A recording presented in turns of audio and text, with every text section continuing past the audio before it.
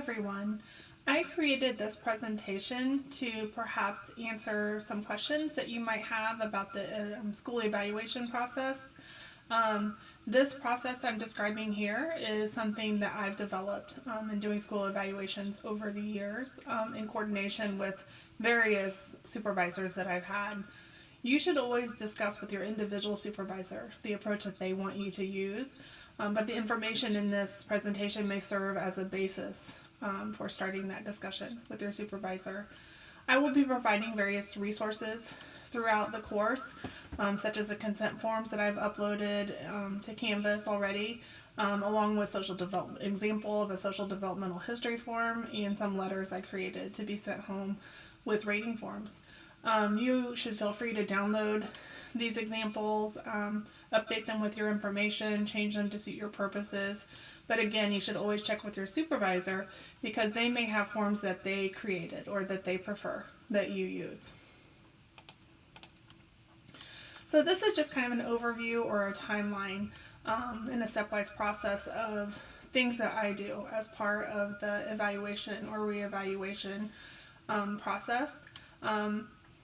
The very first thing I do is, once I receive the consent, is to start to collect information.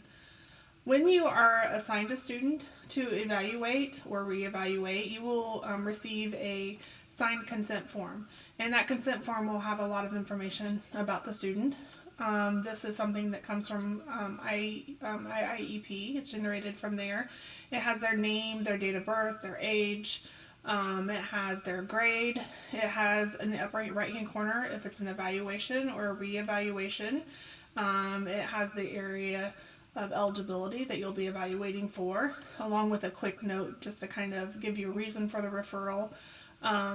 It states the purpose of the evaluation, whether it's to get new data or for a new area of eligibility. And then at the very bottom, it will list all the different types of testing that will be done as part of the evaluation. Some of that testing will be you. Some of the testing will be done by other parts of the team. For example, occupational therapists, physical therapists, or the SLP. So whenever you get this consent form, the first thing that you need to do is really begin to collect information about the student. And sometimes you have to be a bit of a detective about this because there's no hard and fast rules. Every school might have different procedures or places that they put this information. The first place I would start to look is in their permanent school file. Sometimes that's a hard file, sometimes it's an electronic file, sometimes it's a combination of both things. Some schools may give you access to electronic school files through something like PowerSchool. Other schools you have to request the information and someone will print that out for you. The types of information you're looking for are historical grades, historical attendance. Are there any big gaps in attendance that you need to account for that could affect their ability to do well in school? Their current class schedule, discipline records. Again, these could be spread out. There may be teachers collecting information on specific behaviors. The assistant principal may have a discipline file. It may be in their hard school file. You need to get information about standardized testing and benchmark scores. If it's a Title I school, they're likely to they'll have a data coach, and so that might be the first person to go to. This might exist in their electronic file also. If a student is being reevaluated, then they should have a history of IEPs and school evaluations within IIEP. IIEP, some schools will give you access to it, most schools will give you access to it, or they may download the information for you to review. Also, you may have a student who it's an initial evaluation, but then you find out you need to see, were they ever, for example, in First Steps and they had an IEP, and then that was dismissed at some point, and now at a later point we're evaluating for something new. That's considered an initial evaluation. So you want to get copies of previous IEPs, any previous school evaluations with any testing that was done. If there was outside evaluation performed by anyone, you want to have that information. This would not be in the special education file, but if there's a current or previous 504 plan for a medical issue, you definitely want to know, if they're currently receiving accommodations, what are those accommodations, or what type of medical issues have existed. And some students may have an FBA even if they don't have an IEP. So you want to make sure to get a copy of that FBA, find out if there is an FBA, an existing behavior plan, get that information. It's important to know what types of interventions students have had, whether they're behavior or academic interventions. So what interventions were performed, when did they start, when did they end, how frequently did they get them? Did they get reading fluency intervention twice a week for 30 minutes, or did they get intervention for 10 minutes a day from January through November of 2017? What was the type of intervention used? Was it a spelling intervention, a math computation intervention? What was the name of it? Who gave the intervention? Because if there's not a lot of paperwork, you might need to go back to that person and try to recreate some of what the intervention entailed. Were there any changes to the intervention that occurred? Why did they occur? Are there goals and progress towards goals? Any type of data. You want to have any type of data that's related to intervention to review as part of the evaluation. Also, if there's any existing interview information, so maybe they decide to do a reevaluation at an annual case conference committee meeting and you weren't there. You would want to get the notes from that meeting, any interview information, and then there may have been an educational consultation meeting, which is a meeting that occurs when there are concerns and they're deciding if they do want to do a referral for evaluation. So you would want to get any interview data from that also.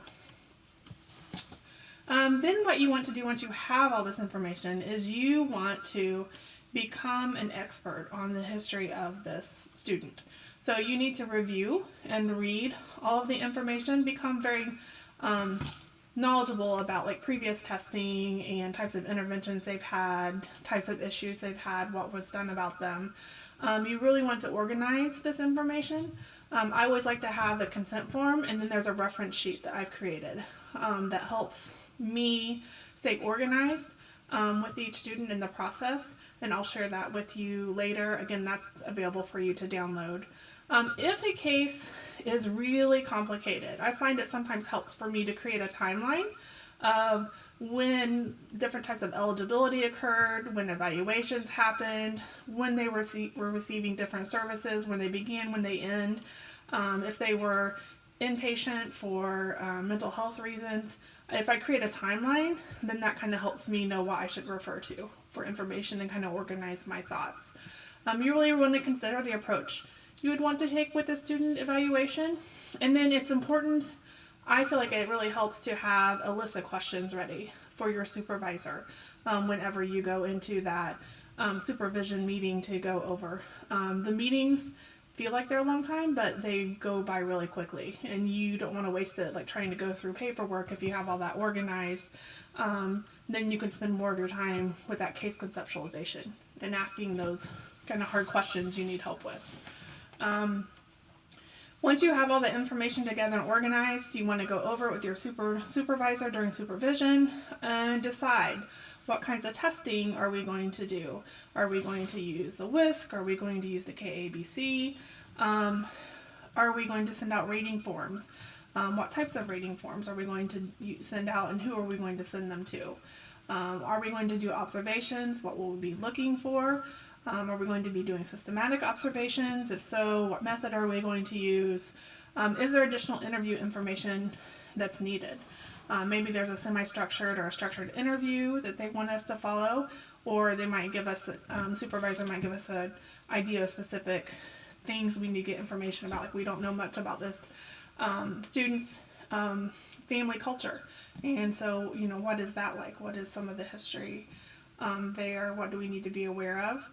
You might need to strategize some logistics. So, for example, if you have a homeschooled student that you're evaluating and you need to do observations, how do I go about doing that if they're not in a typical school environment?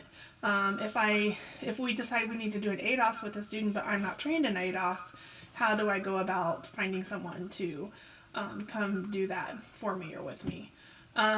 It's also important to verify the date that reports are going to be due to the school. What's the school's policy?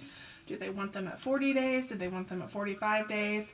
And then with your supervisor, extrapolate back from that. How many do they want a week to go over the report? And let's do it at school at 40 days. Then you need to have it to the supervisor by 35 days. And then I like to keep a calendar that I keep updated with these various due dates, and I would give a new updated copy to my supervisor every week. So that might be helpful for you too. This is that reference sheet I filled out earlier. I'm not going to go into it in detail, but basically it's checking every area that we're looking at. What's the area of disability? When are my reports due?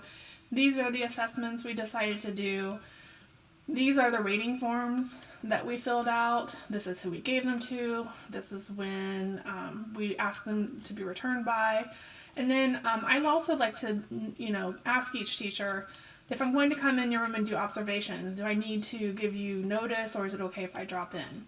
And I note that, this teacher said anytime, this teacher said please prearrange. I also keep a phone call and interview log. So any contact that I have with a parent or like an outside medical professional or something like that, I like to log it here so I can refer back to that and don't have to rely on my memory to have that information. It's well documented.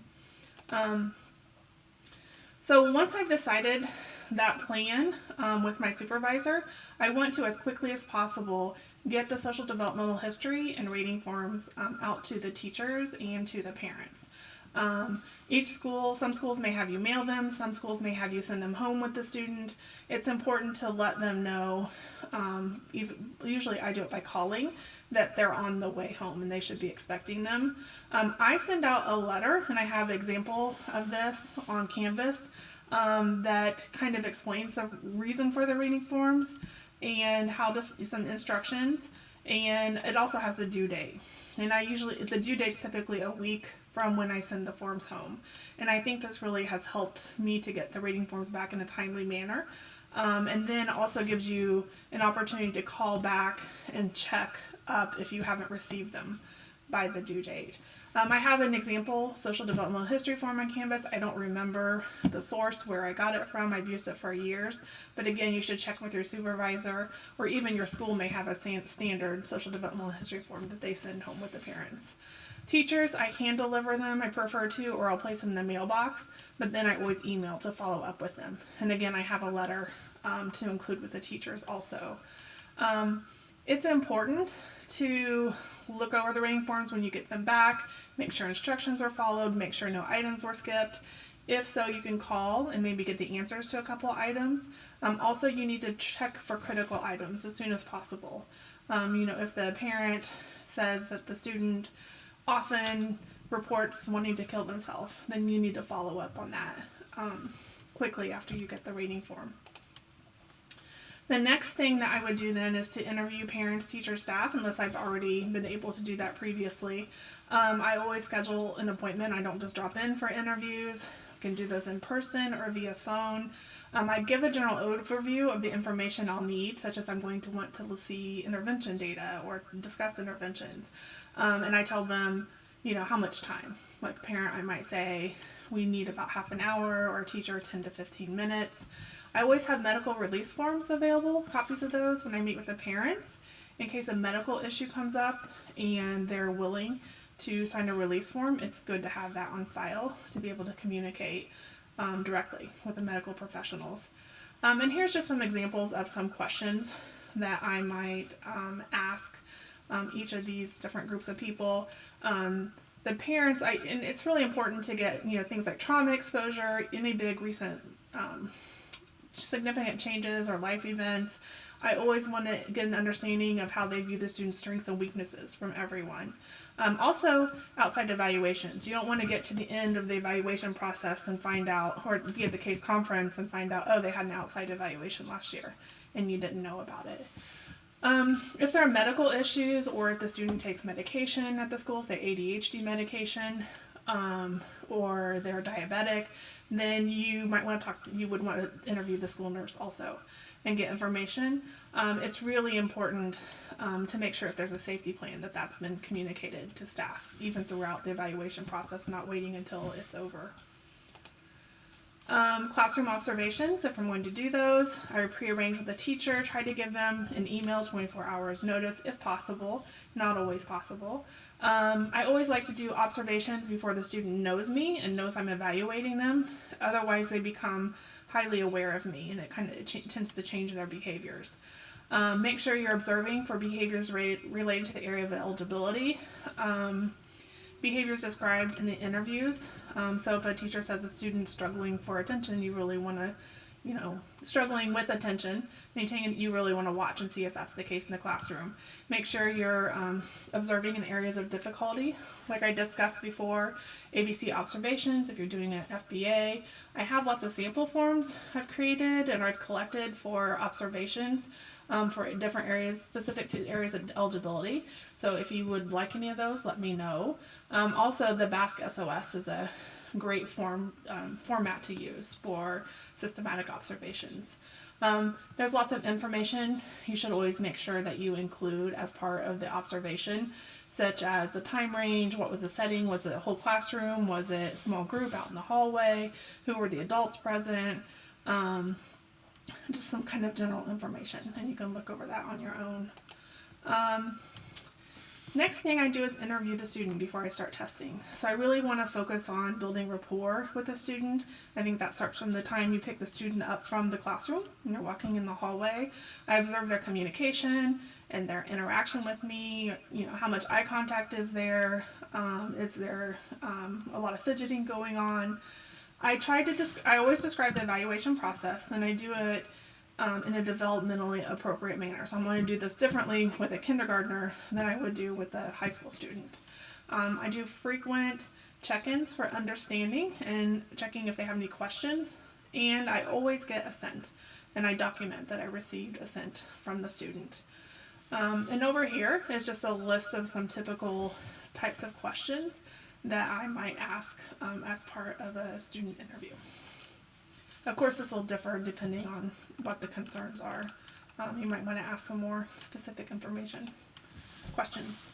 Then I do the testing. You need to make sure you let teachers in the front office know when you're going to be testing. They need to know for attendance. You don't want a teacher or administrator to be looking for a student and they don't know where they are, and you didn't tell anybody. The school always needs to know where their students are. If the student's having a lot of anxiety or concern around testing, you need to really try to manage that as much as possible. Help the student strategize what they need to do to catch up, and make sure you're doing this in a developmentally appropriate way. So providing a lot more scaffolding for a student with a cognitive disability or who's young versus someone who needs to be figuring this out on their own. When you complete testing, make sure you note any deviations from standardization. Collect testing observations as you test, but then write them up as soon as possible, because then you become aware of kind of what gaps and all. Oh, I forgot to check and see, if they're right or left-handed and what their grip was like. Then you can get that the next time that you do testing. You can also have them fill out self-rating forms, but make sure you check and make sure they're complete. You can read to them if that's appropriate or a valid way to perform to fill out that rating scale. And you want to score quickly and check for those critical items again, and not let those things sit if there's an issue you need to follow up on. So every week you'll be going over information with your supervisor. So if you complete academic or achievement testing that week, you'll be going over the results with them. You'll try to get it scored before you meet with them and go over that with them. But then once you have everything completed, you want to review everything so that you can get a really good idea of information that you know, and like if there's some information that you still don't know, or maybe they'll catch something that you did that invalidated a test, so you need to do something else instead. So at that time you discuss, is there any need for further testing, and if so, do we need to get additional consent to do that testing? So then once you've done that, then you kind of know your gaps, and so you would phone parents, follow up with teachers, get additional information to clarify things, do any additional testing that you need to do. And then you also want to get updated intervention data, attendance grades. If there's been some more standardized testing scores that have come in, you definitely want to know that information so you can include that in your finalized report.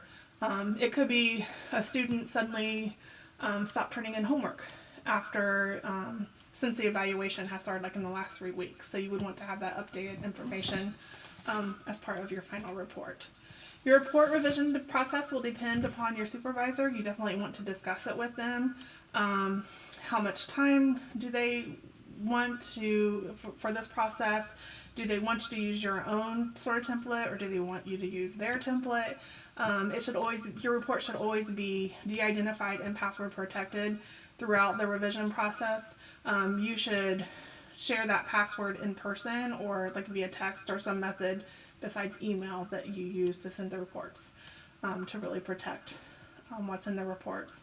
And you need to decide what signature method. Are you going to do an electronic signature, or are you going to sign a paper and scan it to turn in for the final report? The final report to the school really depends upon the school.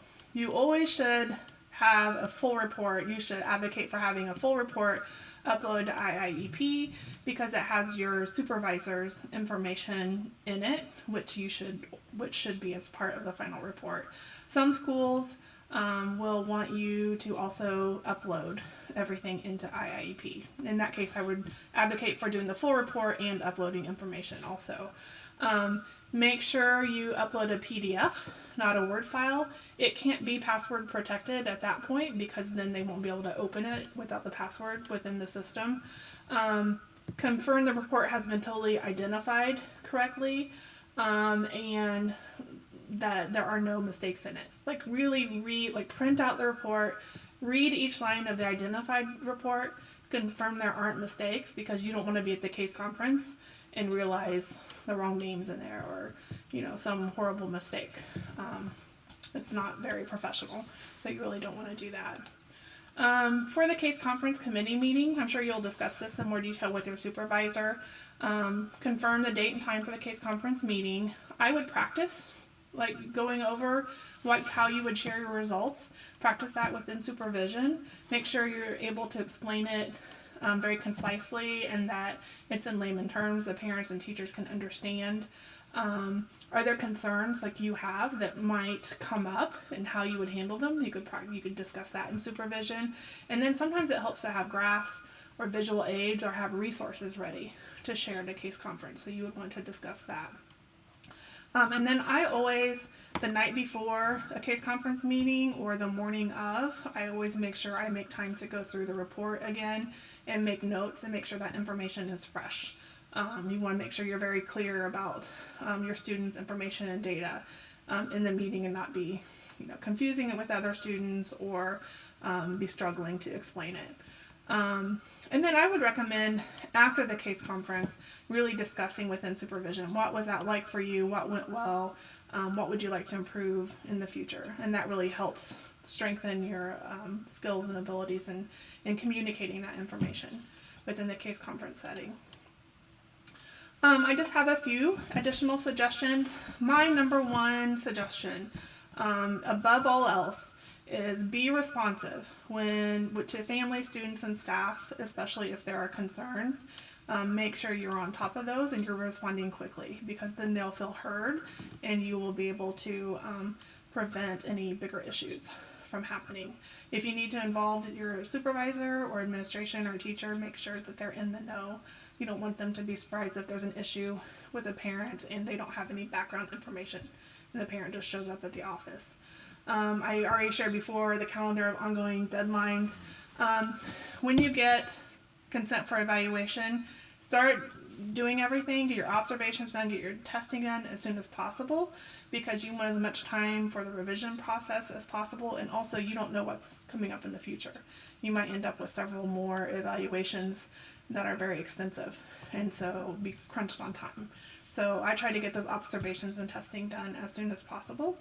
Be aware of school policies. So for example, the school I worked at started doing e-learning days last year, and I found out later that if it was e-learning days, it still counted against the 50-day timeline, whereas if it was snow days that would be made up in the future, those did not count against the 50-day timeline. So that's really important to know that type of information. I hope that answered some of your questions. I hope it wasn't too overwhelming. I'm available if you have questions, or if there are some type of resource that you want, that you think I might have. I'm happy to share any of those with you. Also, if you have suggestions for any of those forms or for updating them, please share them with us so that we can do that and upload those on campus and share that with everyone else. All right, thanks guys.